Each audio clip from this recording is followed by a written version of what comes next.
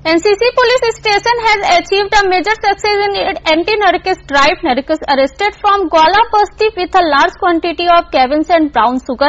In spirit of operation, 2 individuals involved in theft were also arrested.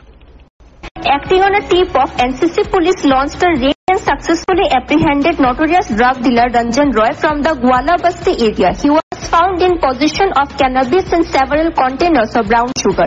According to police sources, Ranjan had been involved in drug trafficking for a long time and had managed to evade arrest on several occasions. However, this time, acting on specific information, the police nabbed him. In another incident based on a written complaint regarding the theft of house construction materials in the Kumaritila area, police arrested 2 suspects, Maran Debarma and Prabhat Dhanuk, both residents of Jagatpur area. Ranjan Roy and the 2 others have multiple previous cases registered against them at the police station.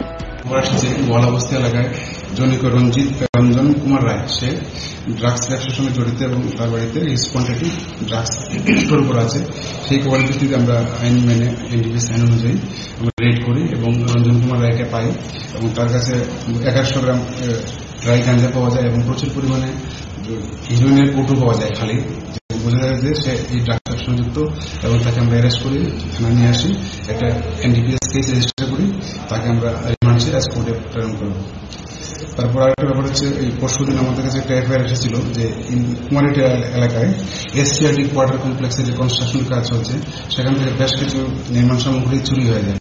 তো সেই অনুযায়ী আমরা 2 জন ছেলেকে arrest করি এবং তাদের ইন্টারভিউশন হলে তাদের থেকে আমরা বেশ কিছু রড এবং সিমেন্ট রিকভারি করি। তাদেরকে আমরা আজকে রিমান্ডে কোর্টে প্রেরণ করব।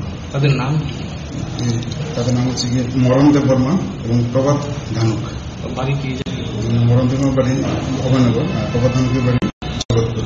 নেশাকার বাড়ি যিনি, উনি কি করে আপনাকে? নেশাকার বাড়ি এসে রঞ্জন রায়, সে আগেও একবার অ্যারেস্ট হয়েছিল 2023 সালে ড্রাগস সহ এবং সেই ব্যবসার মূলত জড়িত, কিন্তু বিভিন্ন সময় আমরা রেড করে হাতে হাতে পাওয়া যেত না। এইবার কাউকে পেয়েছি আমরা অ্যারেস্ট করি। কত টাকার ড্রাগস পাওয়া গেছে? এগুলো তো বাজার মূল্য নির্ধারণ হয় না, প্রায় 50,000 টাকা। Chief Minister Dr. Manik Shah has emphasized his vision of making Tripura a drug-free state. Accordingly, all police stations have been directed to take strict action against drug traffickers. Police are also making efforts, increasingly bearing results under this directive. Bureau Report, Fact Finder.